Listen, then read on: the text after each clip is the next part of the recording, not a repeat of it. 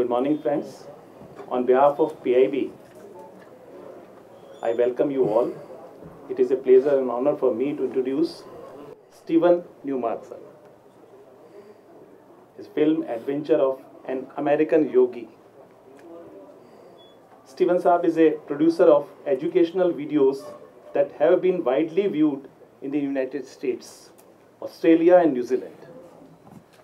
Dr. Newmark was president of the Personal Success Institute and has produced TV programs featuring best-selling authors and motivational speakers, including Mark Victor Hansen's Chicken Soup for the Soul, Dennis Waitley's The Psychology of Winning, Ram Das B. about Hinduism, entitled Before Becoming This, with Shri Ma and Swami Gupta is also with us. He is a producer of this movie. His movie is in section of Soil of Asia. That particular, for him, life without spirituality is meaningless. But Americans have some myths about India. Tell something about your film as a opening remark. Okay. Then we'll be going for question and answer session. Please, Mr. Namaste. Well, in 1981, I was sitting in a temple near Nainital. It's called Kenchi. It's the ashram of Nimkaroli Baba. And I had wanted to see, he's also known as Maharaji. I wanted to see Maharaji, but he had already left his body. And so I was sitting there, and then I heard a voice that said, "You wanted to talk to me?"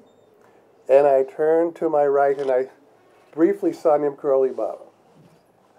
This would be very hard to understand in the West, but I'm sure you all understand what I'm talking about. And he talked to me, and he told me to make a movie about Hanuman, and about the Sanat Dharma, and about gurus. And so this kind of became my life mission.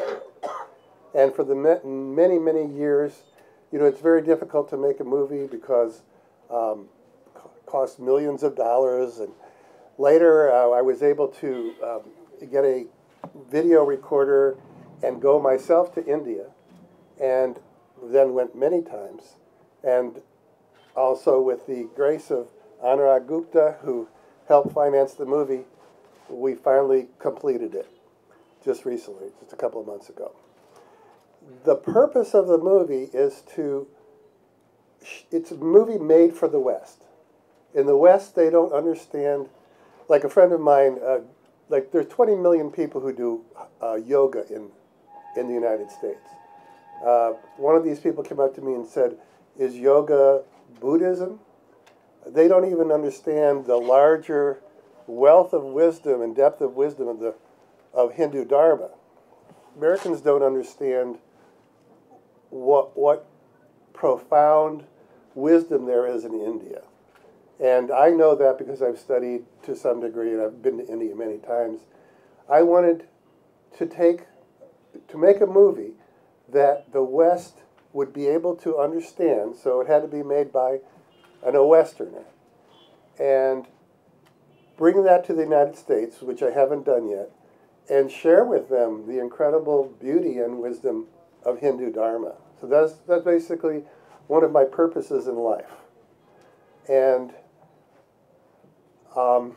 also, of course, the movie is about Nimkaroli Baba, who has had a big impact in the West. He's one of the few gurus that actually made a mark in the West because a Harvard professor, and this is all in the movie, a Harvard professor named Richard Alpert went to India and he met Nimkaroli Baba, and Nimkaroli Baba gave him the name Ram Das, and then he wrote a book called Be Here Now.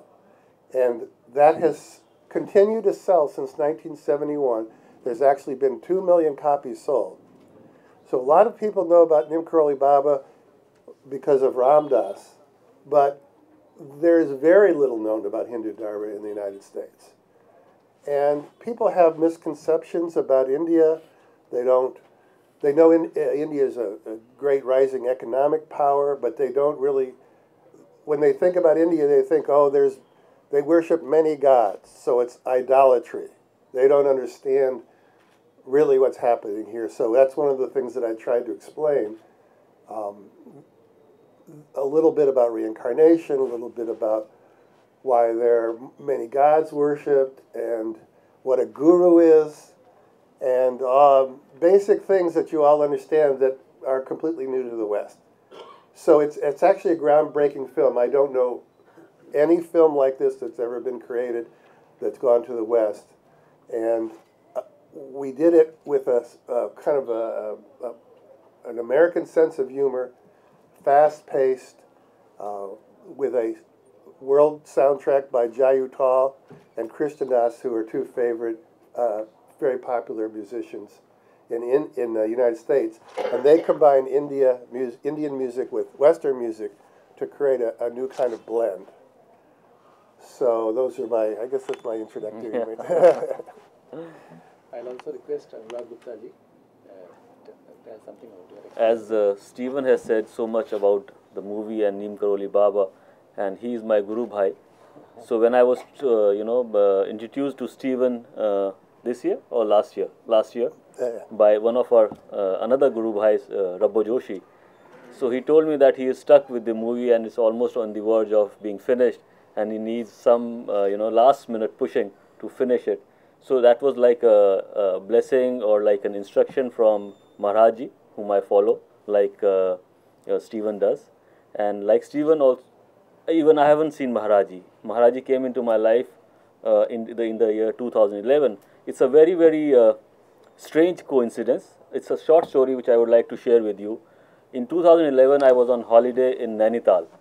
It was the day, 5th of October 2011, when Steve Jobs died. So all the newspapers were full of Steve Jobs' story. Steve Jobs did that, Steve Jobs did that. He gave the world iPod, iPhone, and things like that. He changed the way we communicate and listen to music. And in some of the clippings, there was a small column that Steve Jobs visited India in the year 1973, and he came to Kanchi to meet Neem Karoli Baba. So Kanchi is 21 kilometers from Nainital. So I asked, the people in the hotel, so, how far it is? They said it's only 21 kilometers. So me and my friends, we just went to Kanchi Mandir. It was very, serene, calm, very peaceful, very unlikely of the Indian mandirs and temples which we are used to. So I found it very nice, very comforting. I was more inquisitive about Neem Karoli Baba then. So I bought a book from that mandir's office. It was named I and My Father Are One by Rabbo Joshi. While coming back from Kanchi and Nainital to Delhi where I live, I read that book. And that was it. That book changed my life. It became the Bible of my life. And it told me about Neem Karoli Baba and his, stories and what he used to do. And from then onwards, his blessings poured on me. So that's how it is. So, when Stephen came up with this story that he's already in the process of making a movie about Neem Karoli Baba, so that was something like it was something overwhelming for me to be associated with this film and, let a larger audience receive this film. So now this movie is complete, and, this is in IFFI, is kind of a premiere which we have shown. And we've also decided to come up with a Hindi dubbed version of this movie by next year. So maybe again we come to IFFI next year, or we showcase this movie in Mumbai or Delhi film festivals. It all depends how we are able to proceed during this year. So that's it. I hope you all guys watch this movie. If you want to learn more about Neem Karoli Baba, just Google it, Neem Karoli Baba, and you'll find various websites on Neem Karoli Baba. And he's also known as Maharaji. And some of you might be knowing Julia Roberts as well. She is one of the current anuyayis or followers of Neem Karoli Baba. When she came to India to do shooting for Eat, Pray, Love, she came across a photograph of Neem Karoli Baba, and she fell in love. And from then on, she's been following Neem Karoli Baba. That's a very closely guarded secret she keeps, and not many people would know about it. But since I read it somewhere, I shared it with you. maybe that would interest you more about knowing, trying to know Maharaji. So enjoy the movie. Yes, and I really want to say that without Anurag's generosity, this movie could never be made. So thank you so much.